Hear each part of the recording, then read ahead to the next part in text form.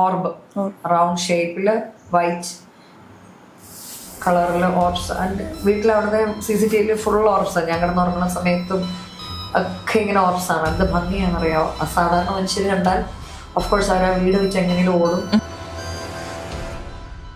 എല്ലാ കൺസൾട്ടേഷൻസും എൻ്റെ ഹൃദയത്തോട് ചേർന്ന് നിൽക്കുന്ന കൺസൾട്ടേഷൻസാണ്. അപ്പം ആർക്കും ഒരു പ്രയോറിറ്റിയും ഇല്ല. ഇപ്പോൾ എങ്ങനെയാണ് ഒരു ആത്മാവിനെ കാണുമ്പോൾ ഉണ്ടാവുന്ന ഒരു ഫീലിങ്സ് എന്താണ്? അവരും നമ്മളെപ്പോലെ ഇപ്പൊ ഞാൻ വർത്താനം പറയുന്നത് പോലെ ഇരുന്ന് വർത്താനമൊക്കെ പറയും. അപ്പാരിഷൻസ് ആണ്, ദർശനങ്ങളാണ് അല്ലേ? സ്വപ്ന ദർശനം. എന്താണ് ഈ ദർശനം? അപ്പാരിഷനാണ്. ഈ അപ്പാരിഷൻ തന്നെയാണ് സോളിന് ചെയ്യാൻ സാധിക്കുക. അപ്പൊ ചില കേസസിൽ അപ്പാരിഷൻസിന്റെ എനർജി കുറവായിരിക്കും. അല്ലെങ്കിൽ വഴിപാടുകൾ ചെയ്യുന്നത് കൊണ്ടും വലിയ കാര്യമൊന്നും അങ്ങനെ ഇല്ല എന്ന് ഞാൻ പറഞ്ഞതിന്റെ കോണ്ടെക്സ്റ്റ് ഇതാണ്. നിങ്ങളുടെ ഇന്റൻഷൻ കറക്റ്റ് ആയിരിക്കണം. ആർക്കോ വേണ്ടി പോയി ചെയ്തിട്ട് ഒരു കാര്യമില്ല. എൻ്റെ അപ്പനാണ്. എൻ്റെ അപ്പൻ്റെ ആത്മശാന്തിക്കും സമാധാനത്തിനും സന്തോഷത്തിനും മകൾ എന്ന നിലയ്ക്ക് ജീവനോടുകൂടി ഞാൻ ഇരിക്കെ ഞാൻ ചെയ്യേണ്ട കർമ്മം പ്രാർത്ഥനയാണ്. നമ്മൾ വിചാരിക്കും ഇതൊക്കെ നമ്മളുടെ തോന്നലുകൾ ആണ് എന്നുള്ളത്. അങ്ങനല്ല. നമ്മളുടെ അമ്മേനെ ചൂസ് ചെയ്യുന്നത് നമ്മളാണ്. ഇപ്പൊ ശില്പയുടെ അമ്മേനെ ചൂസ് ചെയ്തത് ശരി. ശില്പയ്ക്ക് അവിടെ 10 ഡിഫറെന്റ് ഓപ്ഷൻസ് കാണുമായിരിക്കും. എന്തുകൊണ്ട് ശില്പ എന്നുള്ള വ്യക്തി നിങ്ങളുടെ സ്ഥലത്ത് ആ സമയത്ത് ആ പർട്ടിക്കുലർ വീട്ടിൽ ആ അമ്മയുടെ ഉദരത്തിലേക്ക് പ്രവേശിച്ചു? It's your decision.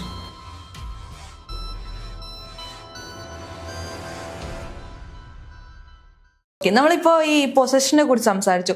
അത് ഇനി നമുക്ക് ഈ ഗുഡ് സോൾസ് ഉണ്ടാവുമായിരിക്കുമല്ലോ, നമ്മുടെ ഗാർഡിയൻ സോൾസ്. ഇപ്പൊ പപ്പ മാഡത്തിനുള്ളത് പോലെ നമ്മളെ ഗൈഡ് ചെയ്യുന്ന അങ്ങനത്തെ ചില ആൾക്കാർ പറയാറുണ്ട്. നമ്മൾ എവിടേക്കെങ്കിലും അവിടേക്ക് പോവല്ലേ, നമ്മളോട് മുൻകൂട്ടി അവർ പറയുമോ, നമ്മൾ അതിന് ടെലിപ്പതി എന്നൊക്കെ പറയും. മുൻകൂട്ടി അത് മനസ്സിലായി. അത് മേ ബി ഇത്തരത്തിലുള്ള മെസ്സേജുകൾ കിട്ടുന്നതുകൊണ്ടായിരിക്കും. കമ്മ്യൂണിക്കേഷൻ, സ്പിരിറ്റ് ഗൈഡൻസ് അല്ലെങ്കിൽ സ്പിരിറ്റ് മെസ്സേജസ് എന്ന് നിങ്ങൾക്ക് അതിനെ വിളിക്കാം. അപ്പോ നമ്മൾ വിചാരിക്കും ഇതൊക്കെ നമ്മളുടെ തോന്നലുകൾ ആണ് എന്നുള്ളത്. അങ്ങനല്ല. നമ്മളുടെ അമ്മേനെ ചൂസ് ചെയ്യുന്നത് നമ്മളാണ്. ഞാനത് ബുക്കിൽ കൊടുത്തിട്ടുണ്ട്. ഇപ്പൊ ശില്പയുടെ അമ്മേനെ ചൂസ് ചെയ്തത് ശില്പയാണ്. ശില്പയ്ക്ക് അവിടെ 10 ഡിഫറെന്റ് ഓപ്ഷൻസ് കാണുമായിരിക്കും. എന്തുകൊണ്ട് ശില്പ എന്നുള്ള വ്യക്തി നിങ്ങളുടെ സ്ഥലത്ത് ആ സമയത്ത് ആ പർട്ടിക്കുലർ വീട്ടിൽ ആ അമ്മയുടെ ഉദരത്തിലേക്ക് പ്രവേശിച്ചു? It's your decision. മനസ്സിലാവുന്നുണ്ടോ? എൻ്റെ കേസ് വ്യത്യാസമാണെന്നുള്ളത് ഞാൻ കൊടുത്തിട്ടുണ്ട്. അതിൽ വ്യത്യാസമുണ്ട്. അതുകൊണ്ടാണ് ഞാൻ എൻ്റെ പ്രീവിയസ് ഫാദറിനെയും പ്രീവിയസ് ബർത്തിലെ മദറിനെയും യഥാർത്ഥത്തിൽ അവരായിരുന്നു വരേണ്ടത്. അവരെ ഞാൻ ഈ ജന്മത്തെ കണ്ടതിൻ്റെയും ഞങ്ങൾ ഇപ്പോൾ അങ്ങനെ ജീവിക്കുന്നതിൻ്റെയും ഒക്കെ അർത്ഥം അതാണ്. കോണ്ടെക്സ്റ്റ് വ്യത്യാസമാണ്. അപ്പം സാധാരണ ആളുകളെ സംബന്ധിച്ച് നിങ്ങളാണ് നിങ്ങളുടെ അമ്മേനെ ചൂസ് ചെയ്യുന്നത് എന്ന് പറയുന്നത് പോലെ തന്നെ ഉള്ള ഒരു പ്രോസസ്സാണ് ഇപ്പൊ എന്നോട് ചോദിച്ച ചോദ്യം. ഓക്കെ, നമ്മൾ ഈ 1111 എന്ന് പറയുന്ന നമ്പർ ഏഞ്ചൽ നമ്പേഴ്സ് ആണ്. ആ സമയത്ത് നമ്മുടെ ഗാർഡിയൻസ് ഏഞ്ചൽസ് നമുക്കൊപ്പം ഉണ്ട്. അത് ശരിയാണോ? ശരിയാണ്. നമ്മളുടെ ഇപ്പൊ എന്റെ സെക്കൻഡ് ബുക്ക് ഉണ്ട്, 7 Archangels messages from the mother Mary. മാതാവ് വന്ന് പറഞ്ഞു തന്ന.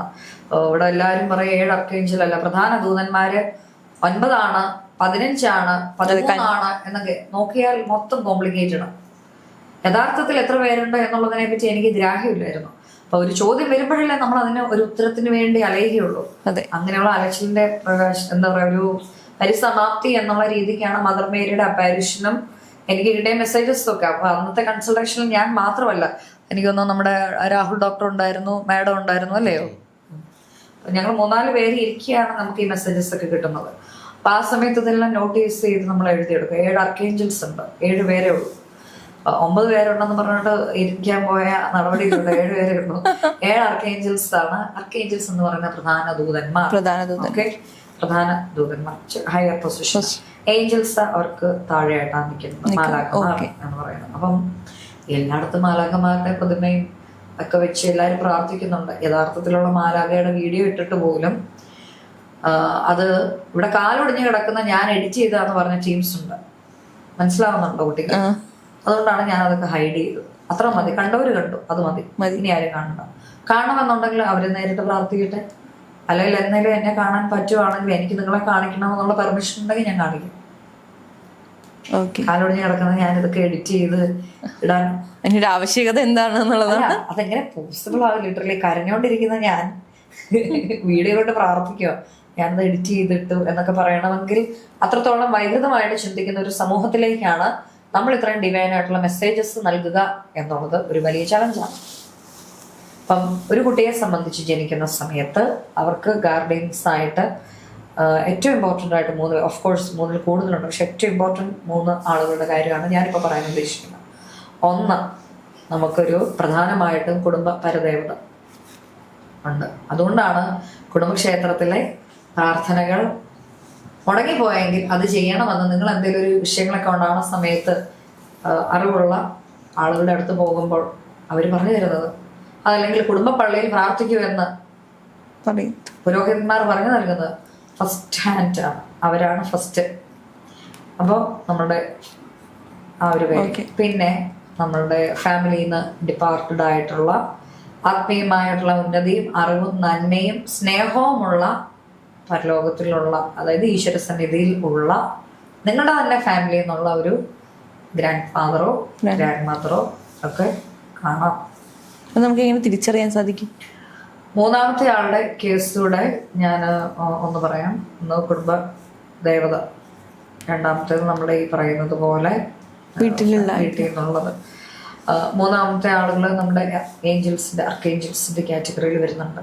ഓക്കെ. അതുകൊണ്ട് മാലാഖമാർ ഒരു മതവിഭാഗത്തിന്റെ മാത്രം സ്വത്തല്ല. അല്ല.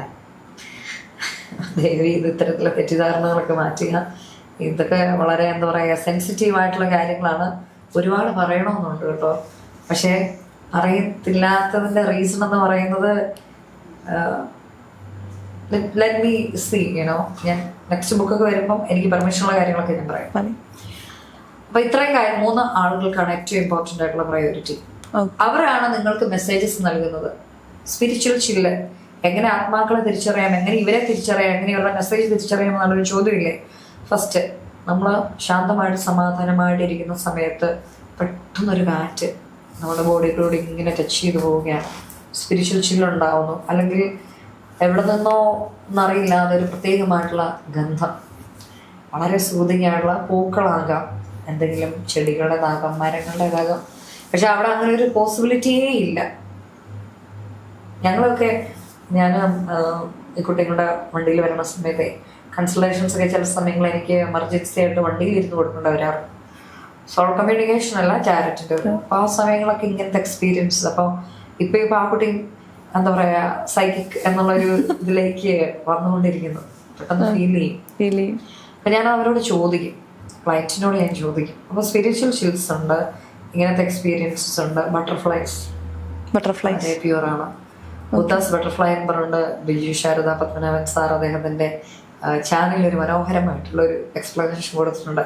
സമയം പോലെ നിങ്ങൾ അതൊക്കെ കാണും, തീർച്ചയായിട്ടും കാര്യങ്ങൾ മനസ്സിലാക്കാനായിട്ട് സാധിക്കും. നമ്മുടെ തന്നെ ഒരു നിങ്ങൾ ഡോക്ടറേറ്റ് കിട്ടിയതിന് ശേഷമുള്ള ഒരു സെലിബ്രേഷനകത്ത് ആ ഫോട്ടോസിനകത്തുണ്ട് ഒരു ബട്ടർഫ്ലൈ. അത് ഞങ്ങളുടെ തന്നെ അവിടുത്തെ ഒരു പിതാവിന്റെ സ്ഥാനത്തുള്ള ഒരു വ്യക്തി ഡിപ്പാർട്ടഡ് ആയതാണ്, അദ്ദേഹത്തിന്റെ പ്രസൻസ് ആയിരുന്നു. അപ്പൊ അതുകൂടാതെ തന്നെ നമുക്ക് ഓർബ് റൗണ്ട് ഷേപ്പില് വൈറ്റ് കളറിൽ ഓർബ്സ്. ആൻഡ് വീട്ടിലവിടുത്തെ CCTV ഫുൾ ഓർബ്സാണ്. ഞാൻ കിടന്നുറങ്ങുന്ന സമയത്തും ഒക്കെ ഇങ്ങനെ ഓർബ്സാണ്. എന്ത് ഭംഗിയാണെന്നറിയാമോ. അസാധാരണ മനുഷ്യർ കണ്ടാൽ ഓഫ് കോഴ്സ് അവരാ വീട് വെച്ച് എങ്ങനെയും ഓടും.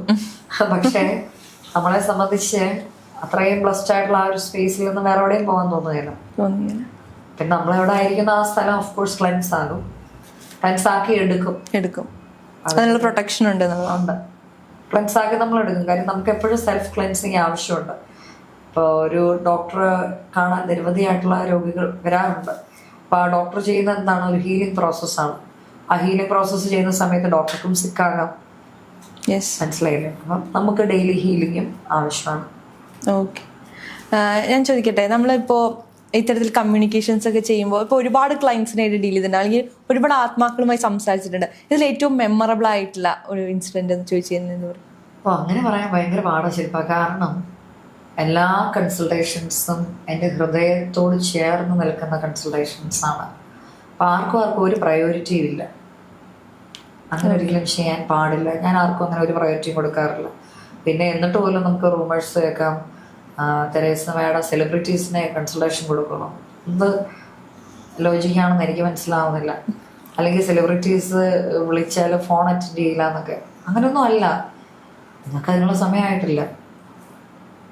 നിങ്ങൾ സെലിബ്രിറ്റി ഇവിടെ ആയിരിക്കാം, എൻ്റെ മുമ്പിൽ നിങ്ങൾ സെലിബ്രിറ്റി അല്ല. നിങ്ങൾ മറ്റുള്ള ആളുകളെ പോലെ തന്നെ മനപ്രയാസപ്പെട്ട് കൺസൾട്ടേഷന് വേണ്ടി വെയിറ്റ് ചെയ്യുന്ന ഒരാളാണ്. ചില ആളുകൾക്ക് 1.5 വർഷം കാത്തിരിക്കേണ്ടി വരും, ചിലർക്ക് 3 മാസം മതി, ചിലർക്ക് അടുത്ത ആഴ്ച കൺസൾട്ടേഷൻ കിട്ടും. ഇതൊന്നും എൻ്റെ കയ്യിലത്തെ കാര്യങ്ങളല്ല. അപ്പം അതുകൊണ്ട് തന്നെ എല്ലാവരിലും ആ ഒരു തുല്യത നിലനിർത്തിക്കൊണ്ട് പോവുക എന്നുള്ളത് വളരെ ഇമ്പോർട്ടൻ്റ്. തന്മൂലം നമ്മൾ സംസാരിച്ചിട്ടുള്ളത് ഇപ്പോൾ എൻ്റെ പപ്പയായാലും ഏഞ്ചൽസ് ഒക്കെ വേറെ കാറ്റഗറി, നമ്മൾ എൻ്റെ പപ്പയായാലും എൻ്റെ പ്രീവിയസ് ബർത്ത് ഫാദർ ആണെങ്കിലും ക്ലയൻസിൻ്റെ പേരൻസ് ആണെങ്കിലും ക്ലയൻസിൻ്റെ കുട്ടികളുടെ സോളാണെങ്കിലും ഒക്കെയും അത്രയും ഹൃദയത്തോട് ചേർന്നിരിക്കുന്നതാണ്. എന്നാലും നമുക്ക് വേണ്ടി ഒരു ഇൻസിഡന്റ് പറയാം, അല്ലെങ്കിൽ ഒരു എക്സ്പീരിയൻസ് ഷെയർ ചെയ്യാൻ പറ്റും? ഷെയർ ചെയ്യാനായിട്ട് ബുക്കിൽ പറഞ്ഞിട്ടുള്ളതുകൊണ്ട് ഞാൻ റെപ്പിറ്റേഷൻ പറയുന്നില്ല. എനിക്ക് തോന്നുന്ന ഏറ്റവും എന്നെ ഭയങ്കരമായിട്ടും ടച്ച് ചെയ്ത ഒരു ഇൻസിഡൻറ്റ് എന്ന് പറയുന്നത്, ഒരു കുട്ടി ഉണ്ടായിരുന്നു. ആ കുട്ടിയുടെ പേരൻസ് വളരെയധികം ഡിപ്രസ്ഡ് ആയിട്ടാണ് അവർ എൻ്റെ ഫാമിലി വിളിക്കുന്നത്. അപ്പോൾ കുട്ടിയുടെ ഡിപ്പാർച്ചർ റീസൺ പോലും ആ കുട്ടി ഒരു സർജറിക്ക് വിധേയമായതൊക്കെയാണ്. എനിക്ക് ആസ്മയുണ്ട്, അതിൻ്റെ പ്രീവിയസിൽ നിന്നുള്ള ഒരു എന്നെ കൊലപാതകം ചെയ്തതിൻ്റെയൊക്കെ വിഷയങ്ങളൊക്കെ ആയിട്ട് റിലേറ്റഡ് ആണ്. അപ്പം മാമിനെ കഴിഞ്ഞ ജന്മത്തിൽ കൊലപാതകം ചെയ്തിരുന്നു അങ്ങനെ ഒരു വിഷയമൊക്കെ ഉണ്ട്. അപ്പോൾ അതിൻ്റെ ഭാഗമായിട്ടുള്ള ചില കോംപ്ലിക്കേഷൻസ് ഇപ്പോഴും ഉണ്ട്. കാര്യം ഞാൻ പറഞ്ഞില്ലേ മുമ്പേ, മെമ്മറി പോകുമോ ഇല്ല എന്ന് ഞാൻ പറഞ്ഞില്ലേ, മെമ്മറി ഇപ്പോഴും ഉണ്ട്. അപ്പൊ അതുകൊണ്ട് ഈ കുട്ടിയുടെ കേസിൽ ആ കുട്ടിക്ക് കുറച്ച് എന്താ പറയുക, നമ്മുടെ സോ കോൾഡ് മെലിഞ്ഞ ശരീരപ്രകൃതം. അപ്പൊ എല്ലാവരും ചിന്തിക്കുന്നത് തെരേസ ഒരുപാട് ഫുഡ് കഴിച്ചിട്ട് എങ്ങനെ ഇരിക്കുന്നു, തടിച്ചിരിക്കുന്നു, പോണ വഴിക്കൊക്കെ വെച്ച് ഓളെ ഞാൻ നല്ലൊരു ഡോക്ടറെ ഗൈഡ് ചെയ്യാം അങ്ങനെ ഇങ്ങനെ. ഇത് ഞാൻ ചെറുപ്പം തൊട്ട് കേൾക്കുന്നതാണ്. And I really hate it. Mind your own business, മനസ്സിലായില്ലേ? അപ്പൊ അങ്ങനെയുള്ള ടോർച്ചേഴ്സ് ഒക്കെ അനുഭവിച്ച് അതിൻ്റെ ഭാഗമായിട്ട് ഒരു വിഷയം എന്താ പറയുക, സർജറി ഒക്കെ ചെയ്യേണ്ട എനിക്കും വന്നിട്ടുണ്ട്. അങ്ങനെ ഒരു സിറ്റുവേഷനിലൂടെ കടന്നുപോയൊരു കുട്ടി, അവരുടെ ഫാമിലി കോണ്ടാക്ട് ചെയ്യുന്നത് വളരെ ലേറ്റ് നൈറ്റിലാണ്. അപ്പോൾ സാറിൻ്റെ അടുത്ത് ചോദിച്ചു ഇതെന്താ, ഞാൻ പറഞ്ഞു ദയവിത് എന്നെ അറ്റൻഡ് ചെയ്യാൻ സമ്മതിക്കുന്നവർ, കാര്യം ഞങ്ങൾ ഉറങ്ങാൻ പോവാം ആ സമയത്ത്. അപ്പം അവരോട് സംസാരിച്ചു, കാര്യങ്ങൾ മനസ്സിലാക്കി, അവർക്ക് ആ കുട്ടിയായിട്ടുള്ള കമ്മ്യൂണിക്കേഷൻ അത് എനിക്കിന്നും വളരെയധികം വേദനയും അറ്റ് ദ സെയിം ടൈം ആ അമ്മയും അപ്പനും സഹോദരിയും ഒക്കെ മകൾ കൂടെ ഉണ്ട് എന്നുള്ള ആ ഒരു വലിയ റിയാലിറ്റി മനസ്സിലാക്കി മുന്നോട്ട് പോകുന്നു എന്നുള്ള ഒരു കേസുണ്ട്. എന്നിട്ട് നിരവധി കേസസ് ഉണ്ട്. ഓക്കെ, ഒന്നും നമുക്ക് പബ്ലിക്കലി പറയാൻ പറ്റില്ല, കാര്യം നമ്മൾ പറഞ്ഞു പോകുമ്പോൾ അറിയാത്ത ആളുകളുടെ പേര് പറഞ്ഞു പോവുക. ഈ ഇൻസിഡന്റ് ഭയങ്കര കണക്റ്റഡ് ആണ്. ആ കുട്ടിയുടെ എനിക്ക് ഭയങ്കര ഇമോഷണലി എന്താ പറയാ, ഒരുപാട് കണക്റ്റഡ് ആയിട്ടുള്ള ഒരു സിറ്റുവേഷൻ ആയിരുന്നത്. പിന്നെ ഒരു ഹസ്ബൻഡ് ആൻഡ് വൈഫിന്റെ അതാണ് എന്നെ ഏറ്റവും കൂടുതൽ കണക്ട് ചെയ്തത്. വൈഫിന്റെ ഇല്ല, പേര് പറയില്ല. ആ വൈഫിന്റെ അച്ഛൻ്റെ പാരിഷിന് അദ്ദേഹം ചെവിയിൽ ഒരു പേര് പറയുകയും അതിലൂടെ അവരുടെ ജീവിതത്തിൽ ഇത്രയും നാളുണ്ടായ ഒരു പെയിൻ ഓവർകം ചെയ്യാൻ, അതെ അതെ അതെ, അവര് റിലീഫ് ആവുക, അവർ രണ്ടുപേരും കൂടെ ഇങ്ങനെ കൈ തൊഴുതോണ്ട് നിന്നതൊക്കെ ഞാൻ ഓടി വന്ന് നോക്കുകയൊക്കെ ചെയ്ത്. എന്നിട്ട് അവരുടെ അച്ഛന്റെ ഒരു മരം ഉണ്ടായിരുന്നു ആ വീട്ടിലുണ്ടായിരുന്നു, അതിന്റെ മണം നമുക്ക് ആ മുറിയിൽ അനുഭവിക്കാൻ പറ്റി. അത് ചോദിക്കുകയും അതിന്റെ സംഭവങ്ങളും അതായത് ഒരു ജസ്റ്റിസ് ഫൈനലി ഡെലിവർ ചെയ്ത അച്ഛന്റെ പ്രസൻസിലൂടെ, അപ്പാരിഷനിലൂടെ, സംസാരത്തിലൂടെ അത് ആ വൈഫിന് കിട്ടിയ ഏറ്റവും വലിയ ജസ്റ്റിസ് ആയിരുന്നു. അതിലൂടെ ആ ഹസ്ബൻഡിനും അതിനകത്തൊരു ഫൈനൽ ക്ലാരിഫിക്കേഷൻ ഉണ്ട്. കാരണം തെറ്റിദ്ധരിക്കപ്പെടുക എന്ന് പറയുന്നത് സമൂഹത്തിലെ ഏറ്റവും വലിയൊരു വേദനയാണ്. ഏറ്റവും കൂടുതൽ സ്നേഹം തോന്നിയ ഒരു ആത്മാവുണ്ടോ? പപ്പയും അല്ലെങ്കിൽ മുൻജന്മത്തിലുള്ള പിതാവും അല്ലാതെ, അവരോട് എന്തായാലും സ്നേഹം ഉണ്ടാവും എനിക്കറിയാം. അതല്ലാതെ ഏറ്റവും കൂടുതൽ സ്നേഹം തോന്നിയ ആത്മാവാണ്? ചേട്ടാ അതൊരു കൺഫ്യൂസ്ഡ് ക്വസ്റ്റ്യനുള്ള കാര്യം, ഒരുപാട് ലിസ്റ്റ് ഉള്ളതുകൊണ്ട്. എന്നാലും വളരെ ക്ലോസ് ആയി അല്ലെങ്കിൽ കുറെ അധികം സംസാരിച്ചിട്ടുള്ള, നമ്മളിപ്പം പറഞ്ഞ കുട്ടിയുടെ കാര്യം പറഞ്ഞില്ലേ, സർജറി, ആ കുട്ടിയുടെ ആ കുട്ടിയാണ് സർജറി, ആ കുട്ടിയുടെ ഭയങ്കര കുട്ടിത്വമാണ് അതിനെ, ഭയങ്കര കുസൃതിയാ. അല്ല, അത് വളരെ മനോഹരമായിട്ടുള്ള ഒരു കൺസൾട്ടേഷൻ ആയിരുന്നു. ഓക്കെ, അങ്ങനെ പല കേസസ് ഉണ്ട്. ഇപ്പൊ എങ്ങനെയാണ് ഒരു ആത്മാവിനെ കാണുമ്പോൾ ഉണ്ടാവുന്ന ഒരു ഫീലിങ്സ് എന്താണ്? അവരും നമ്മളെപ്പോലെ ഇപ്പൊ ഞാൻ വർത്താനം പറയുന്നത് പോലെ ഇരുന്ന് വർത്താനം ഒക്കെ പറയൂ? നമ്മള് ഇപ്പൊ ഇങ്ങനെ കഥ പറയുന്നത് പോലെ വിശാലമായിട്ട് കഥ പറയാറില്ല. To the point. ചില സമയങ്ങളിൽ കുറച്ച് വാക്കുകളായിട്ട് പറയാം, ചിലപ്പോൾ ഒന്നും പറയാതെ അങ്ങനെ നിൽക്കുക. കമ്മ്യൂണിക്കേഷൻസ് വളരെ ഷാർപ്പാണ്, പവർഫുള്ളാണ്.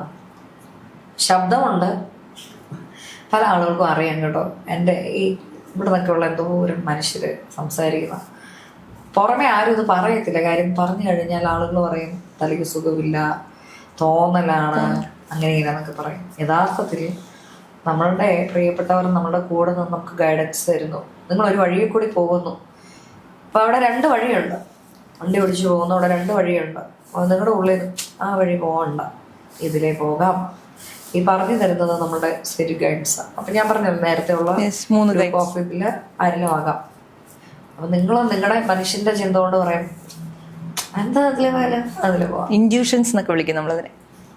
ഇതിലേ പോകും, എന്തെങ്കിലും വിഷയം ഉണ്ടാവും. അന്നൊരു ചേട്ടാ ഞാനൊന്ന് ഇതിലെ പോയാൽ മതിയായിരുന്നു എന്ന് ചിന്തിക്കും, ഇല്ലയോ? ഇതാണ് സംഭവം. അപ്പം ഈ സോൾസിന് വോയിസ് ഉണ്ട്, ശബ്ദമുണ്ട്, ഗന്ധമുണ്ട്. അവർക്ക് നമ്മളെ ടച്ച് ചെയ്യാം, ഹഗ് ചെയ്യാം, നമുക്കത് ഫീൽ ചെയ്യാൻ പറ്റും. ഓക്കെ, നമ്മുടെ പ്രിയപ്പെട്ടവർ മാത്രമേ അങ്ങനെയൊക്കെ ചെയ്യുള്ളൂ കേട്ടോ, അല്ലാതെ കാണുന്നവരൊന്നും വന്ന് അങ്ങനെയാണെങ്കിൽ of course they can always come to me. പക്ഷെ നമ്മൾ ഈ സിനിമകളിലൊക്കെ കാണുമ്പോൾ തൊടാനൊന്നും പറ്റില്ലെന്നാണല്ലോ.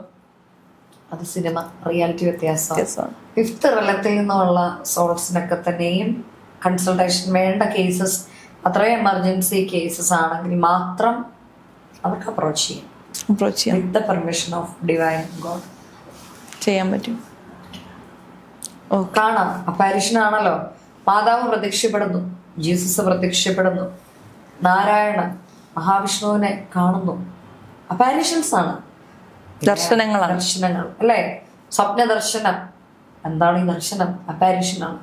ഈ അപ്പാരിഷൻ തന്നെയാണ് സോളിന് ചെയ്യാൻ സാധിക്കുക. അപ്പൊ ചില കേസസിൽ അപ്പാരിഷൻസിന്റെ എനർജി കുറവായിരിക്കാം. എന്തുകൊണ്ടാന്ന് പറഞ്ഞാൽ വീട്ടിലിരിക്കുന്ന ഇപ്പോൾ ഹസ്ബൻഡും വൈഫും മക്കളും ഒക്കെ ആയിട്ട് ഉണ്ടായിരുന്ന സമയത്ത് വളരെ ഹാപ്പി ആയിരുന്നു. അപ്പോൾ ഹസ്ബൻഡ് മരിച്ച് കഴിഞ്ഞൊരു 40 days പോലും ആയി കാണുകയില്ല. അതിനു മുമ്പേ വീട്ടിൽ ഭാഗമ്പ അടി, ബഹളം, വഴക്ക്, ഇതൊക്കെ കണ്ടുകൊണ്ട് ആ പിതാവിന്റെ ആത്മാവ് വിഷമിക്കുകയാണ്, കുറ്റപ്പെടുക. ഭാര്യ പറയാമോ മനുഷ്യനുണ്ടായിരുന്ന സമയത്ത് എന്തോ ചെയ്തു, കുറെ കടം ഉണ്ടാക്കി. അവർ കാണുന്നുണ്ടെന്നുള്ള ബോധം ആർക്കും ഇല്ല. കേട്ടു നിൽക്കുന്ന സോളിന്റെ അവസ്ഥയൊന്ന് ആലോചിക്കൂ. ഈ ജീവിത കർമ്മത്തിൽ എന്തൊക്കെ കാര്യങ്ങൾ ഈ കുടുംബത്തിനും മക്കൾക്കും വേണ്ടിയും ചെയ്തു കാണും. അതുകൊണ്ട് കുറ്റം പറയാൻ പാടില്ല. ഇടയ്ക്ക് എൻ്റെ മമ്മി, പപ്പ കള്ളുകൂടിയനായിരുന്നു. ഞാൻ പറഞ്ഞു മമ്മി നിർത്തിക്ക്, സംസാരം നിർത്തി, ഇതൊക്കെ കേട്ട് പപ്പ ഉണ്ട്, ദയവ് ചെയ്ത് മരിച്ചവരെ ഉപദ്രവിക്കാതിരിക്കുക, അവരെ കുറ്റപ്പെടുത്താതിരിക്കുക, സ്വസ്ഥത കൊടുക്കുക, നിങ്ങളും സ്വസ്ഥമാവുക. നമുക്ക് ചെയ്യാൻ സാധിക്കുന്നത് പ്രാർത്ഥനകളാണ്. അതുകൊണ്ടാണ് വർഷാവർഷം നമ്മൾ കർമ്മങ്ങൾ ചെയ്യുന്നതും മാസത്തിൽ ചെയ്യേണ്ട കർമ്മങ്ങളൊക്കെ ചെയ്യുന്നതും അനുഷ്ഠിക്കുന്നതും. പിന്നെ കർമ്മങ്ങൾ ചെയ്യുന്നതിൻ്റെ പേരിൽ പോയി ചെയ്തിട്ട് ഒരു കാര്യമില്ല. അതാണ് കുട്ടി നേരത്തെ ചോദിച്ച ഒരു ചോദ്യം. മെഴുകുതിരി കത്തിക്കുന്നത് കൊണ്ട് അല്ലെങ്കിൽ വഴിപാടുകൾ ചെയ്യുന്നത് കൊണ്ടും വലിയ കാര്യമൊന്നും അങ്ങനെ ഇല്ല എന്ന് ഞാൻ പറഞ്ഞതിന്റെ കോണ്ടെക്സ്റ്റ് ഇതാണ്. നിങ്ങളുടെ ഇന്റൻഷൻ കറക്റ്റ് ആയിരിക്കണം. ആർക്കോ വേണ്ടി പോയി ചെയ്തിട്ട് ഒരു കാര്യമില്ല. എൻ്റെ അപ്പനാണ്, എൻ്റെ അപ്പൻ്റെ ആത്മശാന്തിക്കും സമാധാനത്തിനും സന്തോഷത്തിനും മകൾ എന്ന നിലയ്ക്ക് ജീവനോടുകൂടി ഞാൻ ഇരിക്കെ ഞാൻ ചെയ്യേണ്ട കർമ്മം പ്രാർത്ഥനയാണ്. നമ്മൾ ഭക്ഷണം കഴിക്കുമ്പോൾ നമ്മളുടെ ശരീരത്തിന് എന്ത് ലഭിക്കുന്നു? ഊർജം ലഭിക്കുന്നു, അല്ലേ? ശക്തി ലഭിക്കുന്നു. നമ്മളുടെ അന്നത്തെ ദിവസം റൺ ചെയ്യാനായിട്ട് നമുക്ക് സാധിക്കുന്നു. അപ്പോൾ സ്പിരിറ്റ് വേൾഡില് സ്പിരിറ്റിന് എന്താണ് ഭക്ഷണം അറിയില്ല. അവർക്ക് നമ്മളുടെ ഭാഗത്തു നിന്നുമുള്ള ഈ പ്രാർത്ഥനകൾ സഫീഷ്യൻ്റ് ആണ്. ഈ പ്രാർത്ഥനകളുടെ അഭാവത്തിലാണ് ചില അപ്പാരിഷൻസ്, ദർശനങ്ങളിലുള്ള സ്വപ്നത്തിലൊക്കെ വന്നിട്ട് പറയും മക്കളോട്, മോളെ എനിക്ക് വിശക്കുന്നു എന്ന് അപ്പ വന്ന് പറയും. അമ്മ വന്നിട്ട് പറയും, കരയുന്നു, അമ്മ കരഞ്ഞു നിൽക്കുന്നു, എനിക്ക് വിശക്കുന്നു എന്ന് പറയും. ഈ വിശപ്പ് എന്ന് പറയുന്നത് പ്രയറായിട്ടാണ് നമ്മുടെ സൈഡിൽ നിന്ന് പോകുന്നത്. ഡയമെൻഷൻസ് വ്യത്യാസമാണ്. എത്രയോ കേസസ് ഉണ്ടെന്ന് പറയും. മനുഷ്യർക്ക് ഇത് മനസ്സിലാക്കാൻ സാധിക്കുക എന്ന് പറയുന്ന വലിയ കാര്യമാണ്. കാര്യം ഒരാൾക്ക് നമ്മളൊരു തൃപ്തി നൽകുന്നു, സമാധാനം നൽകുന്നു. അപ്പൊ അവരുടെ ഒരു ചിരി മതി, അല്ലേ? നമ്മുടെ അന്നത്തെ ദിവസം വളരെ ഹാപ്പി, സന്തോഷമാണ്. അപ്പൊ ഈ സന്തോഷം നമ്മൾ അവർക്ക് കൊടുക്കുക എന്നുള്ള ഉത്തരവാദിത്വം നമുക്കുണ്ട്. അപ്പോൾ മനുഷ്യൻ ചിന്തിക്കും, ഷെടാ ആ മനുഷ്യൻ ജീവനോടുകൂടി ഇരുന്ന സമയത്ത് എനിക്ക് എന്തോ ചെയ്തു, എന്നെ കുറെ കരയിച്ചതല്ലേ ഉള്ളൂ, പിന്നെ ഞാൻ അതിനെക്കൊണ്ട് പ്രാർത്ഥിക്കുന്നത് എന്ന് ചിന്തിക്കുന്ന മക്കളും ഭാര്യമാരും അപ്പനും അമ്മയും ഒക്കെയുള്ള സഹോദരങ്ങളും ഒക്കെയുള്ള ഒരു സമൂഹത്തിലാണ് നമ്മൾ ജീവിക്കുന്നത്. എനിവേ, പ്രാർത്ഥിക്കുക എന്നുള്ളത് പറഞ്ഞു തരേണ്ട ഉത്തരവാദിത്വം എനിക്കും, അത് വേണോ വേണ്ടയോ എന്ന് തീരുമാനിക്കുന്ന ഉത്തരവാദിത്വം നിങ്ങൾക്കും ചെയ്യുന്നില്ല എങ്കിൽ വീണ്ടും നെക്സ്റ്റ് ബർത്തൊക്കെ എടുത്ത് വന്നിട്ട് ഈ കർമ്മകടമൊക്കെ തീർക്കാം, പതിയെ തീർക്കാം. അല്ലെങ്കിൽ ഇതൊക്കെ ഇപ്പോഴും ചെയ്ത് തീർത്ത് സ്വസ്ഥമായിട്ട് നമുക്കും ഇരിക്കാം. നമ്മൾ ആ സ്റ്റേജിൽ എത്തിക്കഴിയുമ്പോഴേ നമുക്ക് വേണ്ടി പ്രാർത്ഥിക്കാനായിട്ട്, അന്ന് തെരേസ പറഞ്ഞുള്ള എൻ്റെ അപ്പന് വേണ്ടി പ്രാർത്ഥിക്കണമെന്ന്, പക്ഷെ ഞാൻ ചെയ്തില്ല. കാരണം എൻ്റെ ചിന്താഗതി, എൻ്റെ റാഷണാലിറ്റി, എന്താണ് റാഷണാലിറ്റി? അറിവില്ലായ്മയാണോ റാഷണാലിറ്റി? അരുത്. അറിവുകൾ തിരിച്ചറിവുകളാകുവാനും അതുവഴി നമ്മളെ തന്നെ ശുദ്ധിയാക്കുവാനും നമ്മുടെ സന്തോഷത്തിനും സമാധാനത്തിനും നമ്മുടെ ചുറ്റുമുള്ളവർക്കുടെ സമാധാനത്തിനും നന്മയ്ക്കും വേണ്ടി പ്രയത്നിക്കുവാനും നിങ്ങൾക്ക് സാധിക്കുക എന്നുള്ളതാണ് യഥാർത്ഥത്തിലെ എൻലൈറ്റൻമെന്റ്. ആ സ്റ്റേജിലേക്ക് എത്താൻ ഏവർക്കും ഈ ജന്മം സാധിക്കുമൊന്നുമില്ല. എന്നിരുന്നാൽ തന്നെ സാധിക്കുന്നവർക്കൊക്കെ സാധിക്കട്ടെ. ഏവർക്കും ഞാൻ നന്ദി പറയുന്നു. നമ്മളുടെ സ്നേഹപൂർവ്വം ആത്മാക്കൾക്കൊപ്പം തെരേസ എന്ന ബുക്കിന്റെ ഡിസൈനിങ്ങും പബ്ലിഷിങ്ങും ഒക്കെയും ഞാൻ തന്നെയാണ്. അപ്പം ഈ ബുക്ക് അതിന്റെ ഏറ്റവും സഡൻ എൻ്റെ മാത്രമാണ്. കിട്ടിയ ഡിവൈൻ മെസ്സേജസ് ആണ്. അതിൽ ഞാൻ ഈ സമയവും ഈ ഒരു ബുക്ക് മലയാളത്തിൽ ടൈപ്പ് ചെയ്യാൻ എനിക്കറിയില്ല. അതിനുവേണ്ടി ഈശ്വരനായിട്ട് എനിക്ക് കാണിച്ചു തന്ന ശ്രീ ഹയാൻ രമേശ് കുട്ടി, ഒരുപാട് നന്ദി കേട്ടോ. എത്ര പറഞ്ഞാലും മതിയാവില്ല. അപ്പം അതുകൊണ്ട് ഒത്തിരിയും സന്തോഷം. ഈ ബുക്കിന് വേണ്ടി ഒരുപാട് സഹായിച്ച വിഷ്ണു സാറിനും ഒരുപാട് നന്ദി പറയുന്നു. പപ്പയ്ക്കും മമ്മിക്കും ആർക്കൊക്കെ ഇനി നന്ദി പറഞ്ഞാൽ മതിയാവുമെന്ന് എനിക്കറിയില്ല. ബിജു സാറിന് തീർച്ചയായിട്ടും നിങ്ങൾ ആരും മിസ്സായി പോകരുത്. അദ്ദേഹമൊക്കെ ഒരു വളരെ ഡിവൈൻ പേഴ്സണാണ്. ഉള്ള കാര്യമേ പറയാൻ പറ്റുള്ളൂ. തീർച്ചയായിട്ടും നിങ്ങൾ കേൾക്കാൻ ആഗ്രഹിക്കുന്ന വേറെ ആയിരിക്കാം, പക്ഷെ പറയേണ്ട കാര്യങ്ങൾ എനിക്ക് പറയാൻ സാധിക്കുകയുള്ളൂ. പിന്നെ എപ്പോഴും നമ്മളെ ചേർത്ത് നിർത്തുന്ന എൻ്റെ ജീവിതത്തിലെ ഏറ്റവും ഇമ്പോർട്ടൻ്റ് ആയിട്ടുള്ള ഒരു 3 പേര് ഉണ്ട്. പേര് ഞാൻ പറയാൻ ആഗ്രഹിക്കുന്നില്ല, അവരുടെ പ്രൈവസി കൺസേൺ ഒക്കെ ഉള്ളതുകൊണ്ട് അവർക്ക് ഞാൻ ഒത്തിരി നന്ദി പറയുന്നു. ഞങ്ങളും മാമിനോട് ഒരുപാട് നന്ദി പറയുകയാണ്. ഇത്രയും നല്ലൊരു പുസ്തകം എഴുതിയതിനും ഇത്രയും നേരം നമുക്ക് ഇത്രയും അനുഭവങ്ങൾ പങ്കുവച്ചതിനും. തീർച്ചയായിട്ടും ഇതൊക്കെയാണ് നമ്മുടെ കർമ്മം. നമ്മൾ ഇന്ന് ഇവിടെ ഇരുന്ന് ഈ ദിവസം ഈ സമയം ഇത്രയും നേരം ഇത്രയും ചോദ്യങ്ങൾക്ക് സംസാരിക്കണമെന്നും അത് കേൾക്കാൻ ശില്പയും ബാക്കിയുള്ളവരും ഇരിക്കണമെന്നുള്ളതും നിയോഗമാണ്. അത് നമുക്ക് ചെയ്യാം, അത്രേ ഉള്ളൂ. അപ്പം ബുക്ക് വേണ്ട ആളുകൾ ദയവായിട്ട് ശ്രദ്ധിക്കുക. കുറച്ച് കോപ്പീസ് കൂടെ ഉണ്ട്. അപ്പം ആമസോണിൽ ലിസ്റ്റഡ് ആണ്. നിങ്ങൾ പേഴ്സണലി എൻ്റെ ഇന്ത്യൻ നമ്പറിലേക്ക് കോൺടാക്ട് ചെയ്യുവാണ് എന്നുണ്ടെങ്കിൽ അയച്ചു തരാം. വിത്ത് സൈനിൽ അയച്ചു തരാം. ശരി ma'am. Okay ma'am, thank you so much. സന്തോഷം. ഇന്നത്തെ ദിവസം ഞങ്ങളെ ഇൻവൈറ്റ് ചെയ്തതിൽ ഒരുപാട് നന്ദി. ദൈവാനുഗ്രഹം ഏവർക്കും ഉണ്ടാവും. Thank you sir.